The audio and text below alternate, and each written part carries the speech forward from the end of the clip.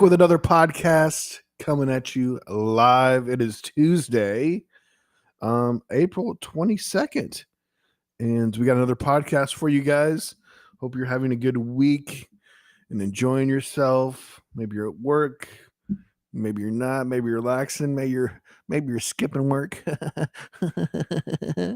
Maybe you up to no good, huh? What you doing, huh?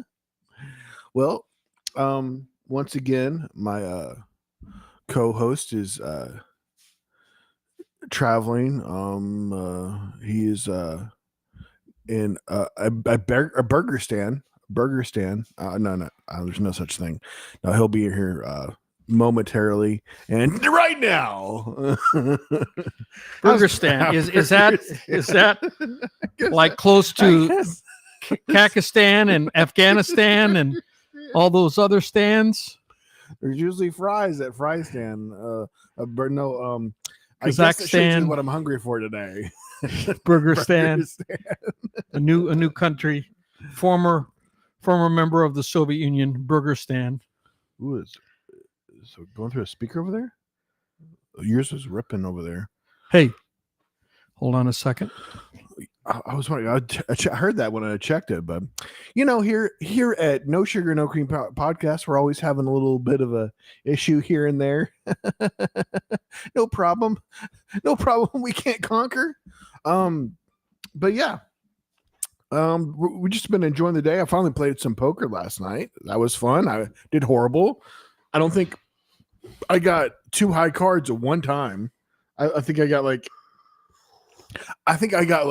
4 and 5 like offsuit about 10 times. And I never got like an ace and a king or a king and a jack, not one stinking time. I just had horrible hands. So I even tried to do rebuys other than one time because I was just getting crappy hands. So I'm like, call my losses.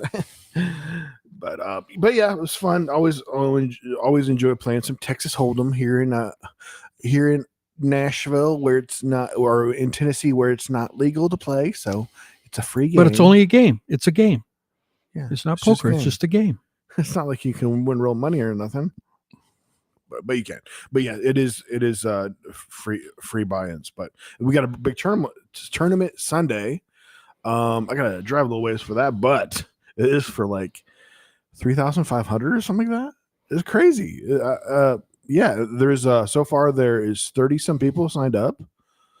So just give us all $10, I guess, right? No, just kidding. No, last time it was 2,000, and the top 10 people just split it. You do it with only a game in a free game in Nashville would that happen. They split it 10 ways, called it a night, split it 10 ways, and all got $200. So that's worried. That works. I mean, you just got to convince the one person that has 3 times as much chips. There was somebody in the group that had like 3 times as chips. I was like, no, let's keep this going. But yeah, so I'm excited to play that. Hopefully I do well. I mean, goodness, make it to make it down to just 2 tables and a good chance of getting paid out.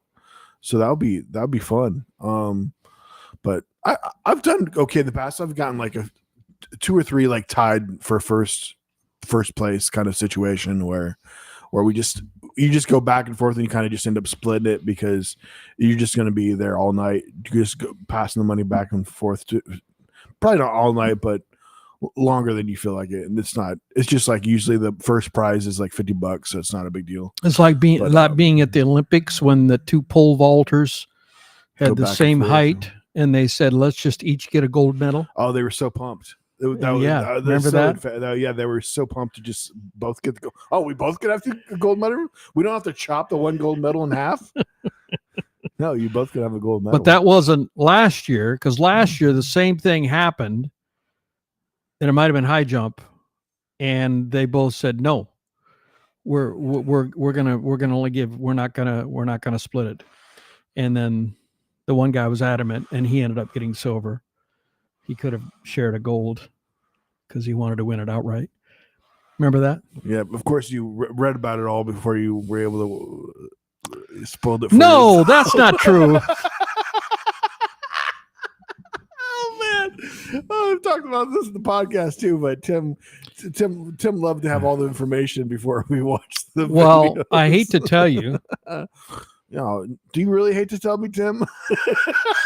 Oh no! What Okay, what's the now? show we're waiting for that we're watching Oh now? my gosh! Oh my gosh! I know. Oh my! I gosh. know who Cooper has an alliance with. I know. Of course, I know. You do.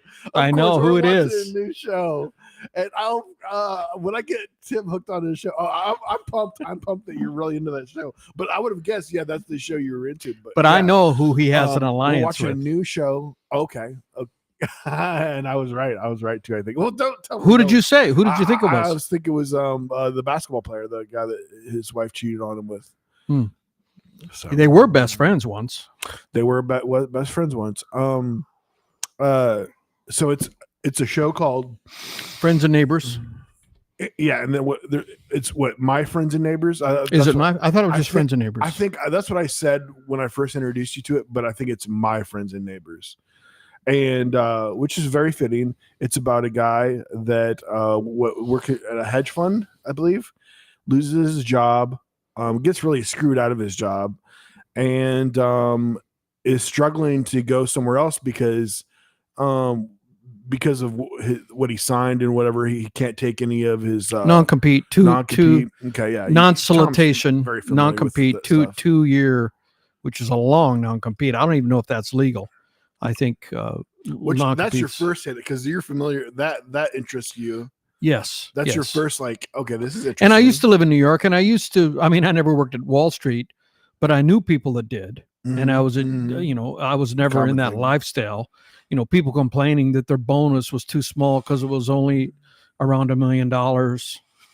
Right? It's like, but then they only gave us $1 million this year as a bonus.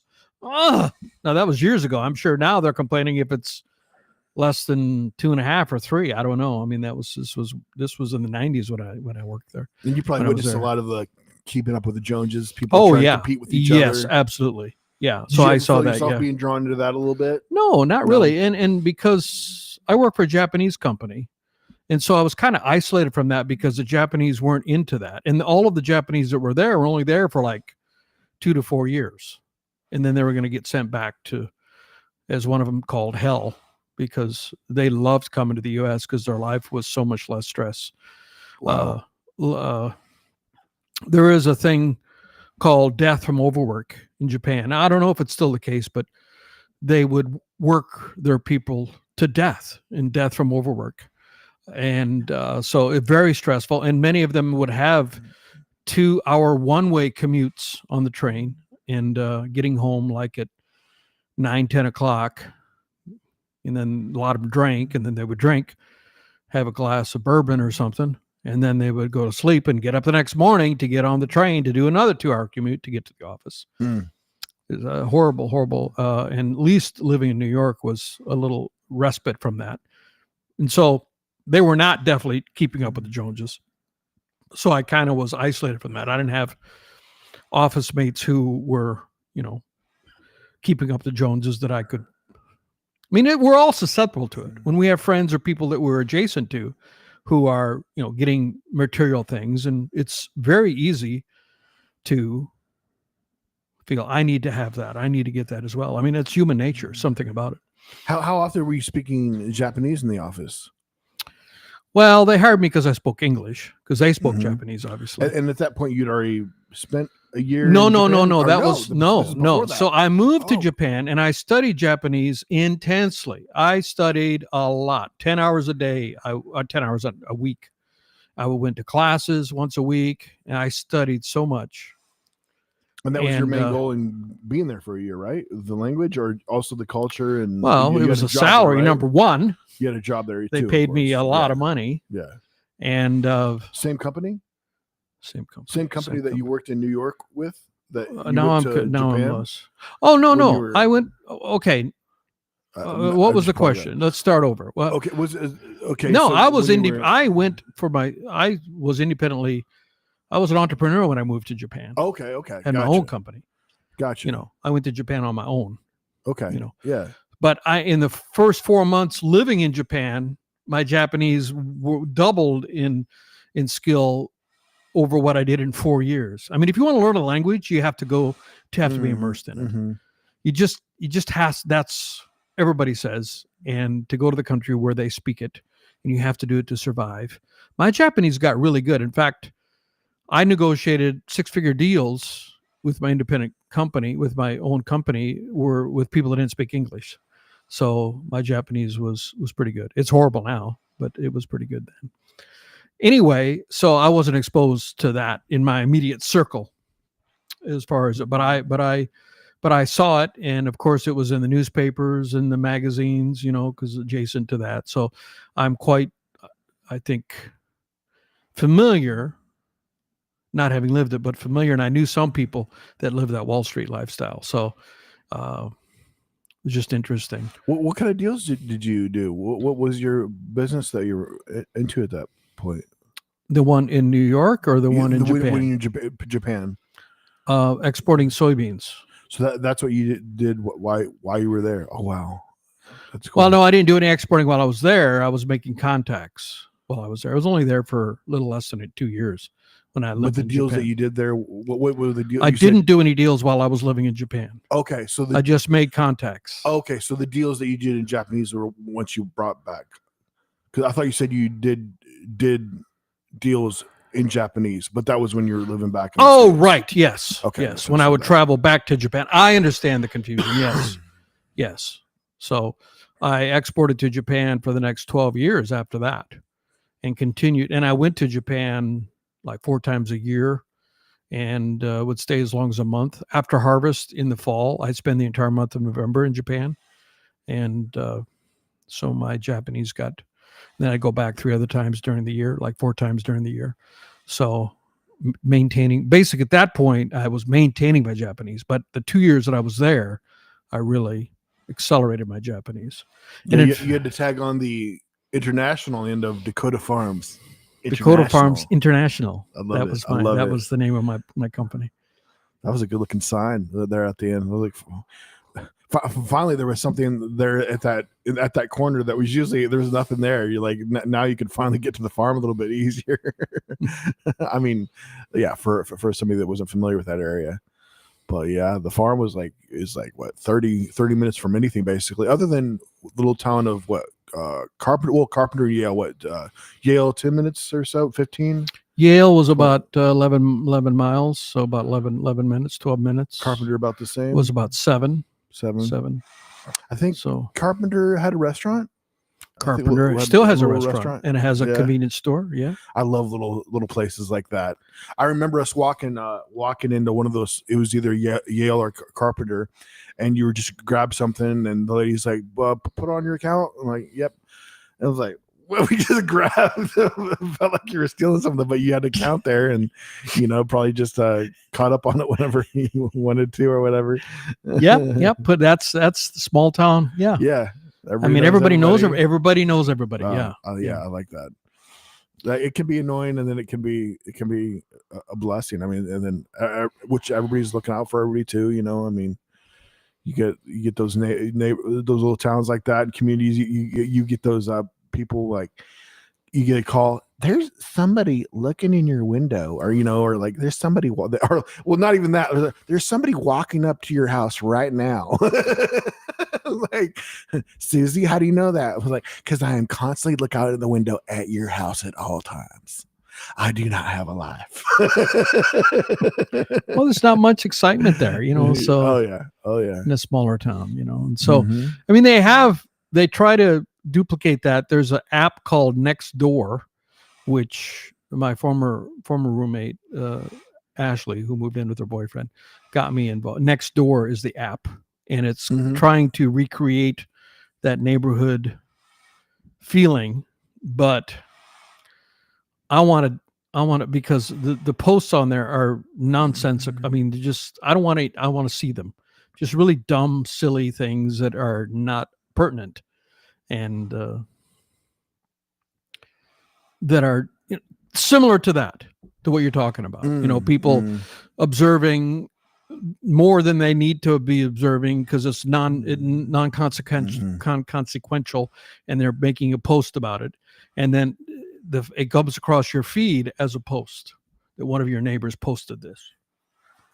Yeah, it's a little different in Toledo on that app. It was like, was there a next door app in Toledo? Oh yeah, you were on it, and okay. Yeah, and it was like, was that backfire or was that gunshots?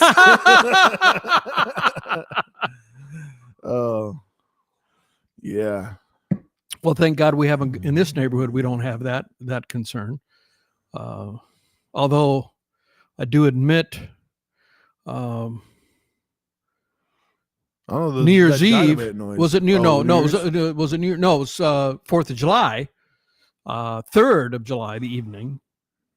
I was woken up by what I thought might have been gunfire, but it was just kids getting started on Independence Day celebrations, the 3rd of July. Oh yeah, there's a day early. That was a surprise. Like, you know, I got these fireworks. I can't wait till tomorrow. So is it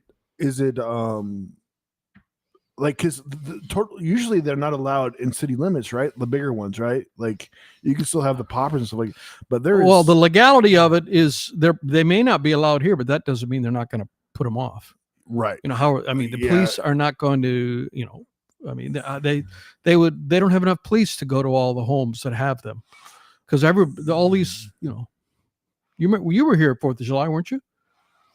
Yeah, I believe so. That's going all night. And the 3rd, they started on the 3rd. So I don't know if they're legal in Tennessee. Like they're legal in South Dakota, and I guess they're not legal in Minnesota. And on the border between Minnesota and North Dakota, there's any road, any highway, you'll have fireworks stands. And Minnesotans are going to South Dakota to buy their fireworks and then going back. And what are they doing with them? They're obviously lighting them off, right? They're collecting them. I've heard of like bottle rockets being illegal in some states, and then but they're really popular right at the border, like what you're talking about. And then, like, even in states where it's legal to have fireworks, but then bottle rockets are illegal because kids will just straight up shoot those at each other. Oh my gosh, I think those are the little ones, and then you just light them, and then just like they just stick in the ground and. Well, you put them in a bottle. That's why they call them bottle rockets. Of course, yeah. You could literally, I never put them in a bottle. Played with fireworks that much. We usually went to shows, so I was never into. I finally got to play with a little bit more fireworks when I was a little bit older, but I never really did too much when I was a kid. So that was kind of something fun that I did when I was older, and finally did shoot off fireworks. Did you play with a lot of fireworks when you were kids? I do remember having a lot of fireworks, on the farm. You didn't have to worry about any call-ins and complaints and noises. Of course not. I mean, the nearest neighbor is a mile away. Yeah. So just the deer calling in. Okay. I had a joke there, but I don't know how is it going to work. I just imagine a deer calling in, which doesn't make much sense, but that's just how my head works, ladies and gentlemen.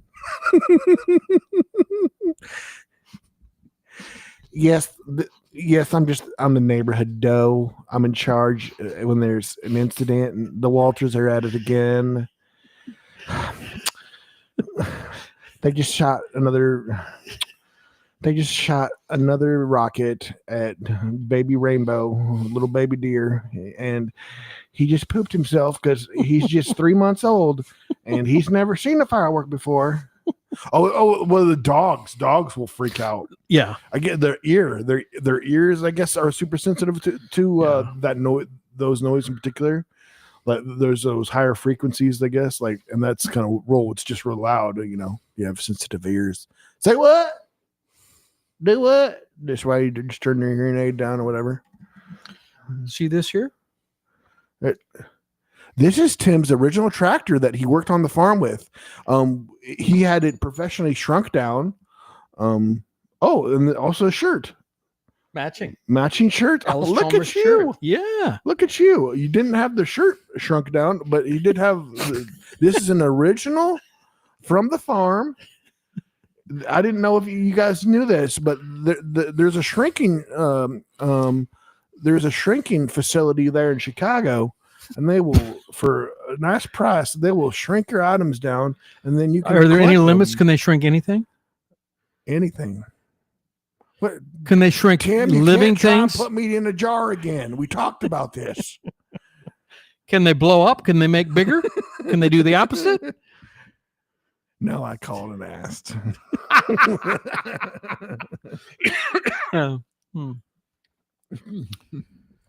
Yeah, I mean, it blows my mind that, I'm 5 years old and I'm driving a tractor, a full-size tractor like this. How would you even fit on this thing? Stuart Little would be too short to reach the clutch. So this has a hand clutch. It has it even represented here, a hand clutch. So, and Dad welded on an extension so that with my little short 5-year-old arm, I could disengage the hand clutch. Basically at the Walter household, it was oh, look, Tim's walking. Time to get to work, Tim. Well, I saw we're big sports fans, and I'm a Celtics fan. Anybody who watches this knows that I'm a big Celtics fan. And there was a clip, our star Jason Tatum fell underneath the basket, and he actually fell on his wrist, but it wasn't clear what part of his body was injured, and he was writhing in pain underneath the basket.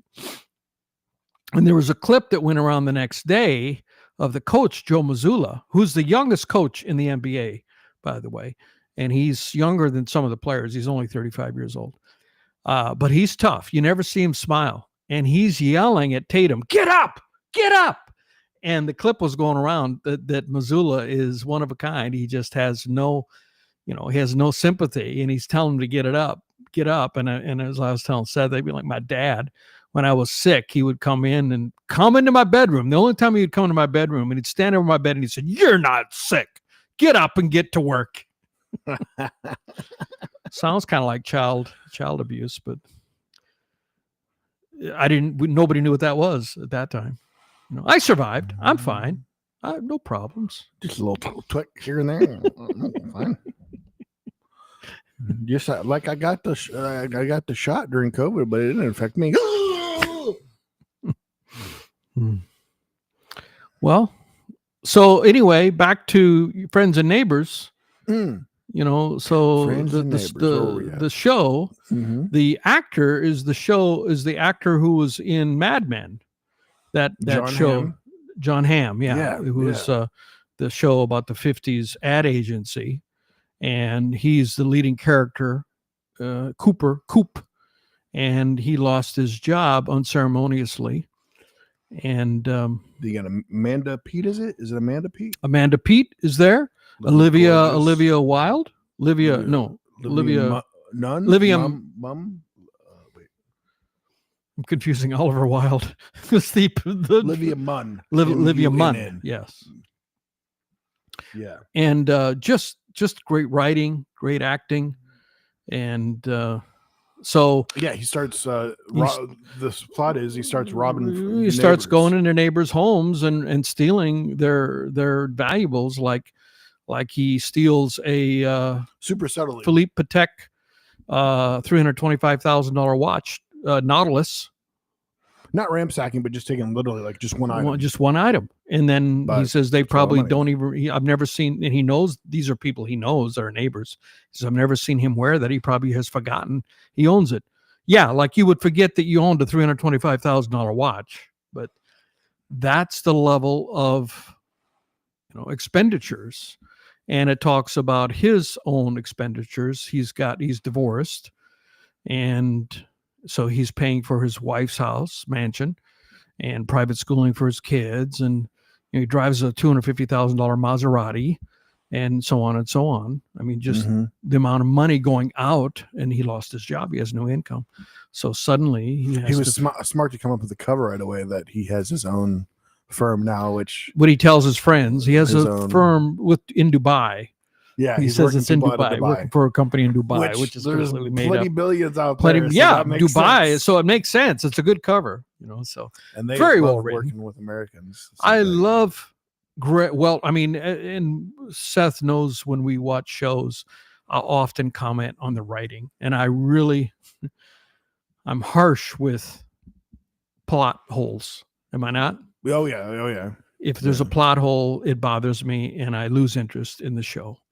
A well-written, I mean, it starts with the writers. It starts with whether it's a movie or a TV show.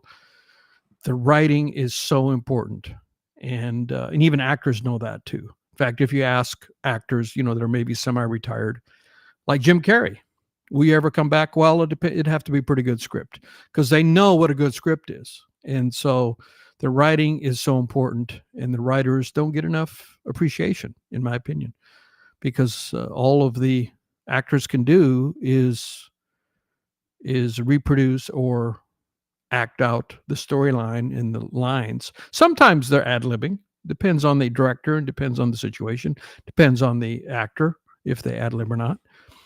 I mean, some great lines were ad-libbed, like, I'm walking here. You know where that's from?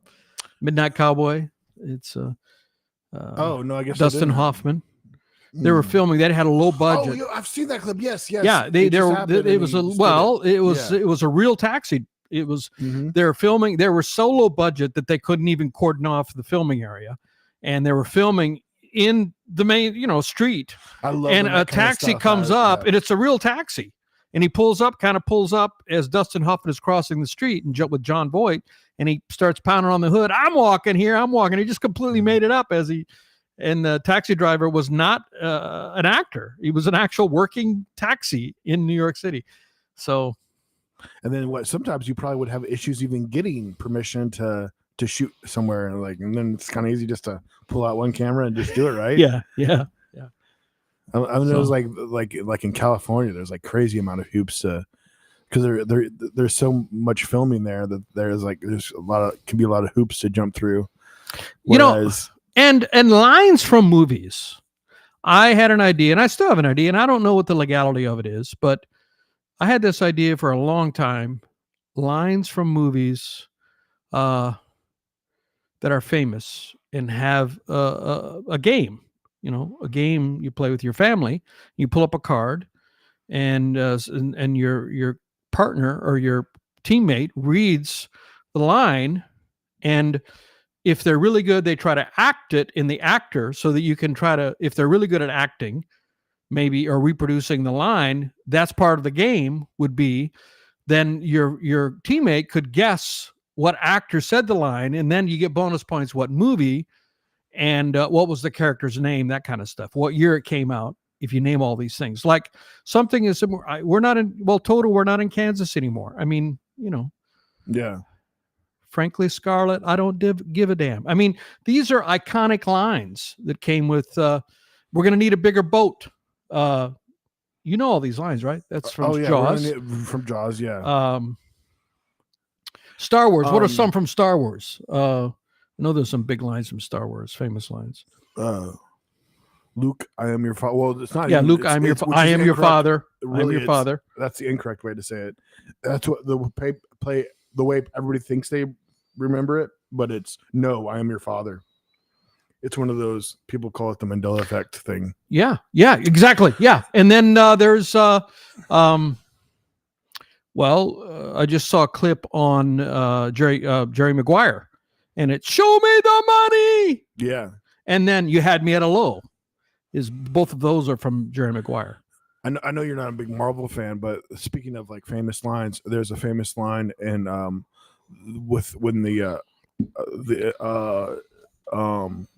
it's the Hulk and another character, Thor.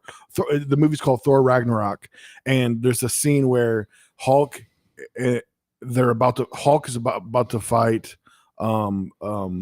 Thor, and Thor goes down. Is like, oh, and he ends up saying the line, "It's a friend from work," which because they had worked together, but Hulk was just ready to fight, I guess. But so that line, a friend from work, super clever, and ended up being the most memorable line of the movie, was given by a kid that was just happened to be on the. I think there was. It might have even been like like one of those charity things or something. But there was just this kid that got to be there for the day, and he threw that line out there, and the actor used it. Thor instead of friend from work, and it became the most memorable line of the whole movie, which is funny how that happens. But and actors will tell stuff about that. There's a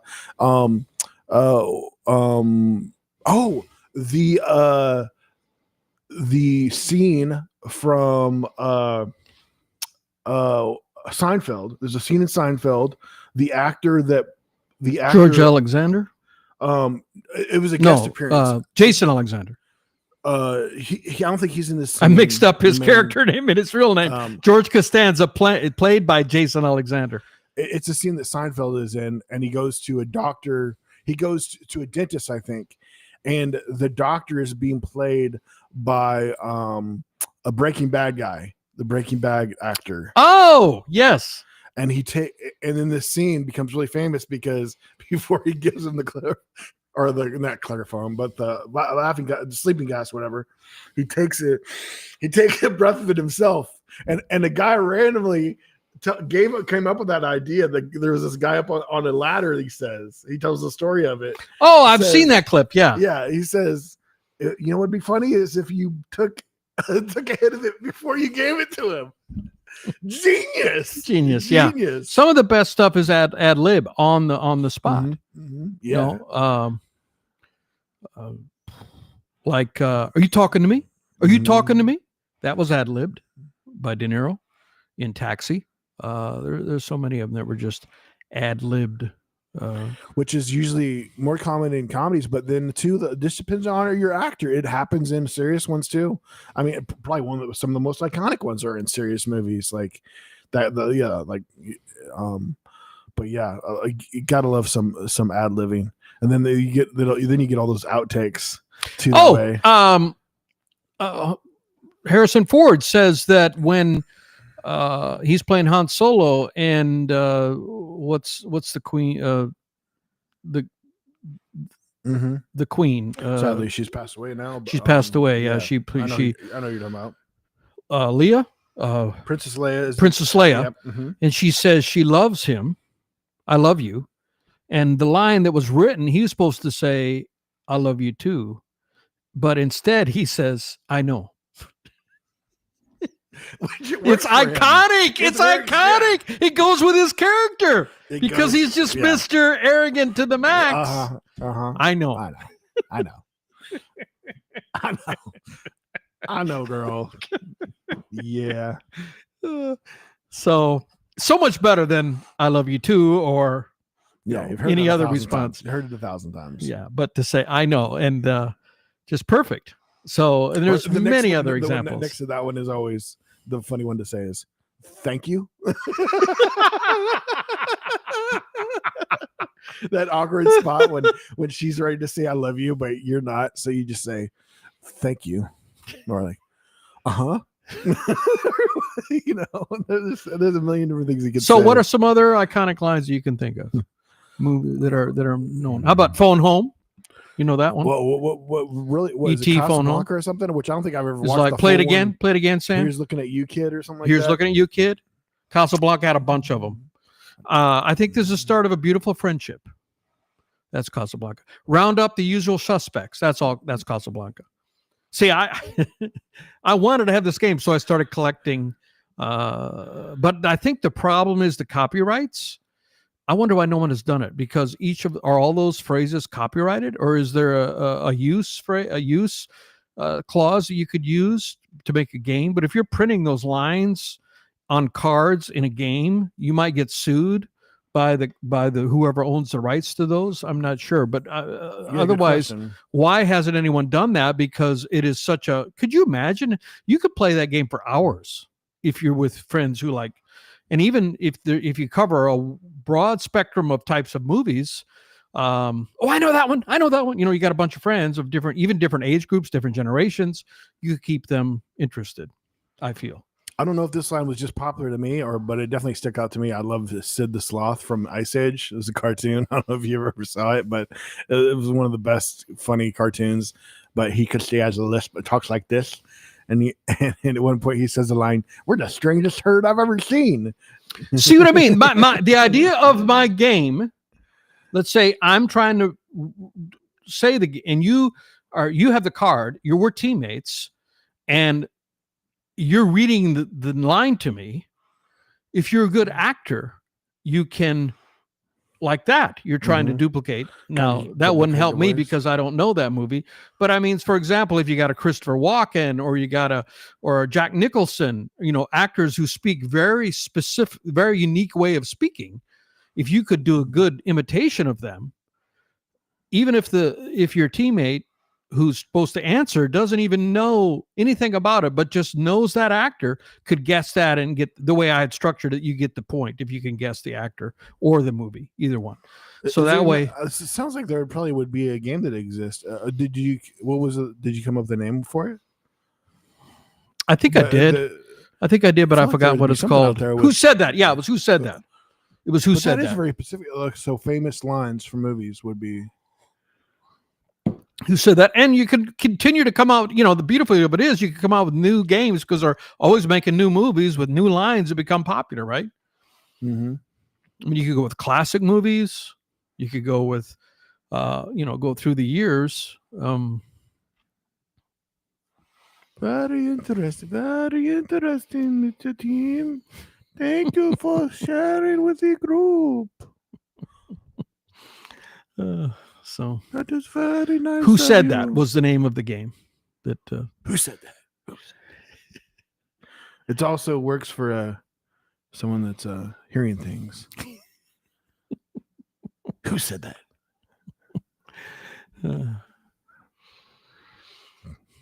Good times. Well, we're trying not to talk about it too much, but we got to get to it. NBA baby, Lakers are playing tonight. And they lost their first game to the Wolverines. Celtics won their first game, which I think they're gonna be out for, and which would be good for them to get a little bit of a break. It was interesting for me that I was just reading an article today. Sorry to cut you off, nephew. Were you done? I don't want to. I'm not bleeding, so we're good. There's an article I read today. They apparently have a poll that they do every year, and this is the first year I've seen it. And they poll players, NBA players, and they polled 148 players, which is 1/3 of the players, because there's 30 teams, and the most you can have is 15. So 450 players. I don't know if is how many in the NBA, or theoretically the max. Might be a few less than that, but they polled 148 players, which is a pretty polling, and they said you are anonymous. And they asked them questions like, other than your coach, who's the best coach in the NBA? Other than your coach, who's the worst coach in the NBA? Who's the best player in the NBA? Who's the most overrated player in the NBA? Stuff like that. Mm-hmm. And they were asked, who do you think will win the championship in 2025? And overwhelmingly, over half of them, I think, said the Celtics. And then it went down from there. I mean, a split between Oklahoma City and Cavaliers. Mm-hmm. There were a few votes for the Warriors. There were a few votes for the Lakers. But the Celtics were, I think, 55 or 60%, which is pretty high because when you got all the other teams spread out, And it was interesting that the most overrated player was Halliburton from the Pacers. We talked about the Pacers last week or the week before, and we proved right because they blew out the Bucks. I mean, they blew them out. Oh yeah, they played tonight too. I think. They played tonight, and so to say that Halliburton is the most overrated, now he's just one of the players, but it's just interesting. That's what the players say, and the players saying what's the best franchise to play for, what's the best, Oklahoma City was rated highest for best franchise to play for. And the worst franchise to play for was the Charlotte Hornets, MJ's team. Or did he sell? Did he sell his team? Is he still on? He sell the majority stake in it. Yeah. So, but yeah, so they've never made the. They've never either made the playoffs or won a game in the playoffs. One of the two. I mean, they're just always in the basement. Always. Yeah, Jordan was never much of a good owner. Which I mean, I think he was pretty hands off. Well, maybe he wasn't hands off. Maybe that was part of the issue. But like when it, yeah. I saw a clip about Jordan in 1991. He'd been retired for a year or two. And there was a player on the Bulls. Oh, I didn't remember the name of the player, but he was saying that I need to get more playing time. And he was vocal about it. And he said, I could beat any player, including Michael Jordan. So Michael Jordan comes to practice and says, okay, I hear you've been saying you can beat me. Let's go best to 11, 1 point per game. He beat him 11-0. and he's wearing, sweats that were really baggy sweats. I mean, he was like, I don't know, he wasn't wearing flip-flops, but it was definitely not, highly competitive dress that he was wearing. And he just annihilated the guy. And the guy was so embarrassed. Ron Artest was there, and he said he couldn't believe it. Ron Artest, if you remember that name, used to play for Indiana. Was a great player. Got caught up in the Malice in the Palace and got suspended for half a season after that. Unfortunately, that's an unfortunate historical event between the Detroit Pistons and the Pacers when they had fights that spilled over into. They had a fight that spilled over into. It's so hard to watch. It's so hard to watch. And Ron Artest was the one who got penalized the most. I think he got suspended. I mean, I think his career never recovered from that. I don't think. And he went into the stands and started punching on a fan because the fan threw something at him or something. They come down on that kind of stuff a lot more. They really did. They made a lot of changes. 90s was kind of crazy. That was the 90s. 90s right? Were crazy. 90s was crazy. Yeah, and they really clamped down on all that so that wouldn't happen anymore. Did a lot of things to or maybe it might have been almost to the aughts. It might have been at the end of the 90s, but it was in that era. Definitely in that era. So anyway, so what do we got? Could you imagine the players nowadays having to deal with how? Well, yeah, with social media and everything. Yeah, man, they'd be constantly whining to the referees. Yeah, whining. Yeah, so we got Oklahoma City just absolutely demolished Memphis. 51 points they beat him by, which is I think the 8th biggest margin in the history of the NBA playoffs. And someone was saying, well, the Mavericks, the Memphis didn't play that well, but I saw an article today and says, okay, who also didn't play well was Shai Alexander, who's probably going to be the MVP. He actually shot way under his norm for OKC. So imagine if he was playing at his level, they probably would have beat him by 70. He only scored like 15 points. He didn't do very well. He's the top scoring average. I think he's averaged 34 points, and he had a bad game. And they still blew them out by 51 points. So everybody's focusing on the fact that the Grizzlies are never going to play that bad again. Well, nobody's focusing on the fact that, okay, that might be true, but Oklahoma City's best player is never going to play that bad again either. So just going to be interesting. So, I mean, my Celtics won, but it wasn't pretty. I mean, our top three guys, the Jays and Porzingis shot poorly, and we were bailed out by our next three guys, Derek White, Drew Holiday, and Pritch, please. 6th man of the year. He's got to win 6th man of the year. Peyton Pritchard. Love Peyton Pritchard.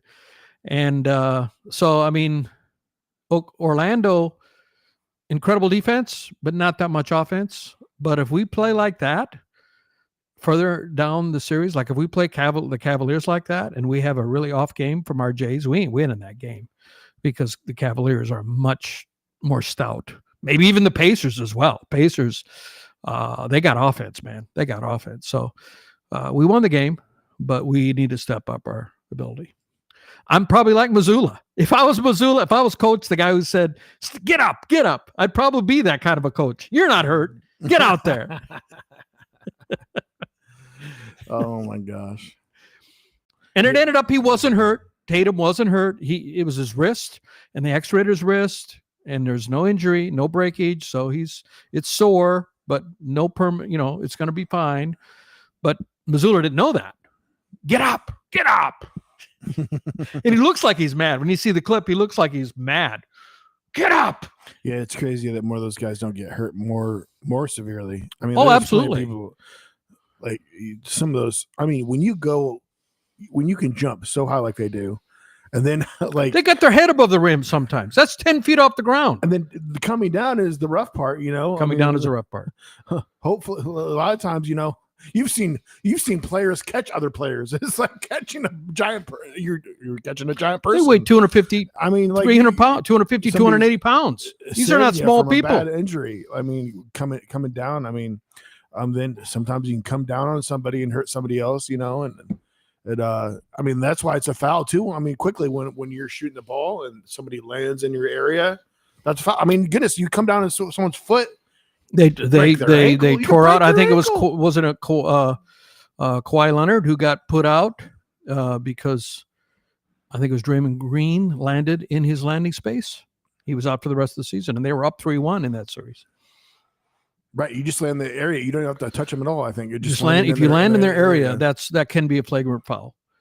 And in fact, the foul where Tatum went down and hurt his wrist was they did judge it as a flagrant 1, which means he had 2 free throws, and the Celtics kept the ball.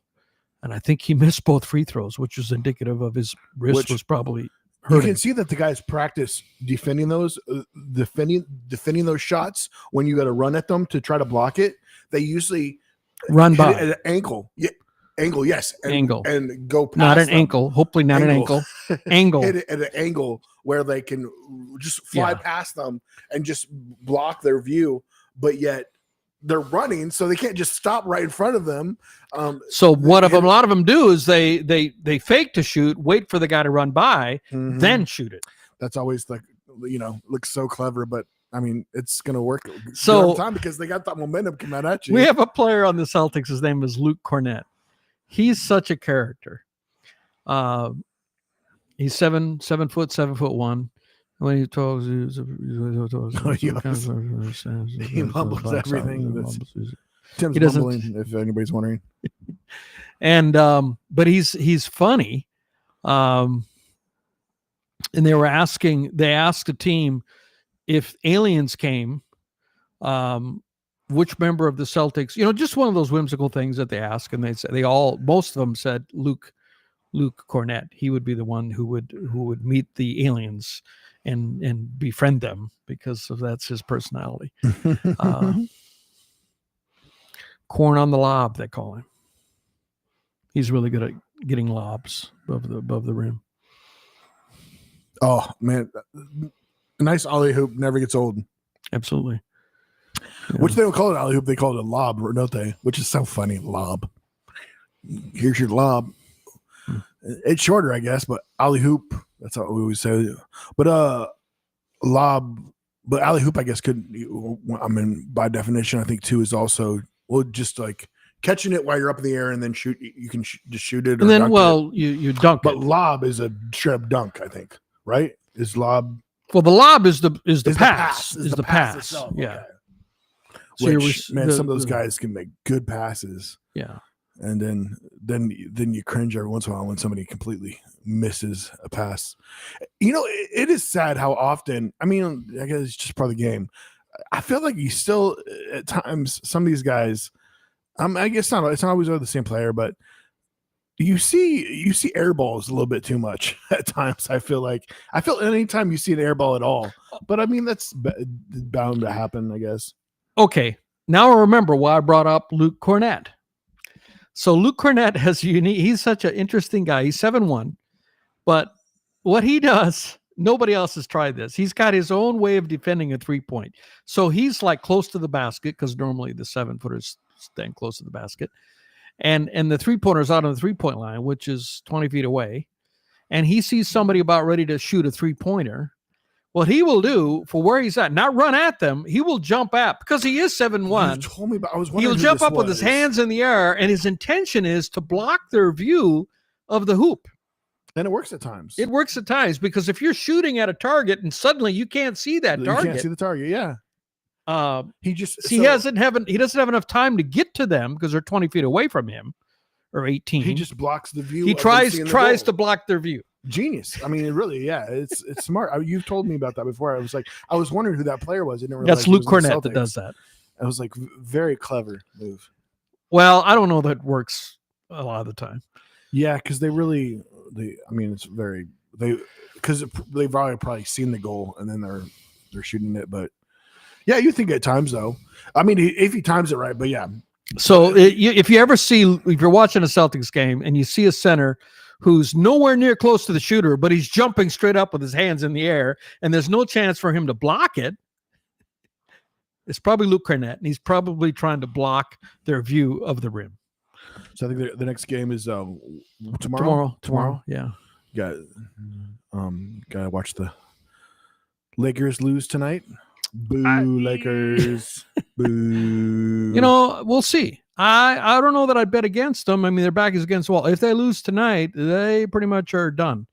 Losing at home.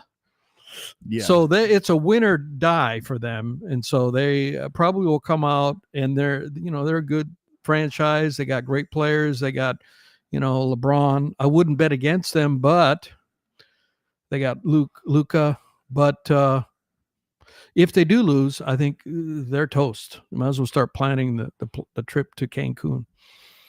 Cancun, baby. Is Cancun like a popular place everybody goes? That's that's a joke is. I don't know if they actually go to Cancun, but you hear that joke. That's the reference. Okay, gotcha. That's the reference. They'll go to Cancun. I don't know if many of them actually go there, but the reference to Cancun, being eliminated, you're going to Cancun. So playoffs or Cancun? The title of this podcast. Win or Cancun. Cancun. I mean, the money these people make, I'm sure they could go to a more upscale. I mean, not that Cancun is an upscale, but isn't Cancun kind of mid? I mean, or maybe there might be. Who knows? It's the kind of place we would go to. Millionaires wouldn't go there, would they? These guys are all millionaires. Well, of course, nowadays, all you have to do is find like a multi-million-dollar house that you could Airbnb. And you could probably go. That probably changed everything. I mean, it's all about the place. I mean, somebody Airbnb is a nice enough property. I would say even the most wealthiest person wouldn't mind going there. Even rookies. You know what? Of course, first round draft pick. I think we looked this up, and I'm pretty sure my memory is correct here. If you're a first round draft pick, and your starting salary is $10 million a year. Let's say you played 1 year of college. You declared, and like Cooper Flagg played for Duke. He declared for the draft. He played 1 year. So he's probably 18, 19? He's going to get drafted, and he's going to get picked number 1. He's going to be making $10 million, and he's still a teenager for playing basketball. And so the 30th pick, the last pick in the first round, his salary is $2 million. So it goes down each pick, 1, 2, 3, 4, all the way down. Now, second round is not established. That's negotiated. But there's 30 teams, so the 30th pick, that pay is just a little over $2 million. So even the last round of the last pick in the first round is a millionaire. So when these people go on vacation, I found it hard to believe they're going to the same spots that you and I are going. I don't think you're going to see them on a Carnival cruise ship. Yeah. Which would be fun. That was a good bang for your buck. You get one of those nice rooms. But no, I mean, there might be some nice resorts that we don't know about in Cancun itself. I mean, Cancun's a decent size. Is Cancun? No, Cancun's not even an island, right? It's just like it's next to the beach. Next to the beach, yeah. What is the island that you said you'd like to go Cozumel. to? Cozumel. I just saw it mentioned too. That it's one of the most popular islands, and it's going to have like 180,000 people visit it just this week. Crazy. Why this week? Cruise ships, from just all the cruise ships. Just one random week. Yeah, we're just one. Nothing special week. Just a normal week. Just a week. Which right now, I guess it might be March, busy season, but it's April, yeah. But it's not like spring break. Now or it's anything. going on the down curve, but then you got summer just around the corner. But yeah, I do like Cosmo. I wouldn't mind.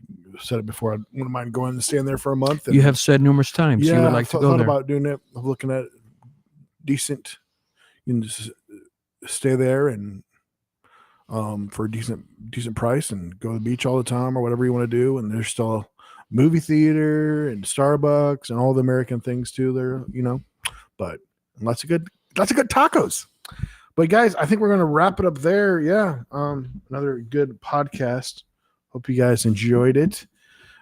Please feel free to follow us on our social medias on Instagram and YouTube. No Sugar, No Cream on Facebook, if you would. If you're watching this, please just push that button, share the podcast. That would be greatly appreciated. Get this out to more people. We love you guys. See you next time. Bye. Seriously, we do love you guys. I wasn't lying about that. We just got to do it a few times.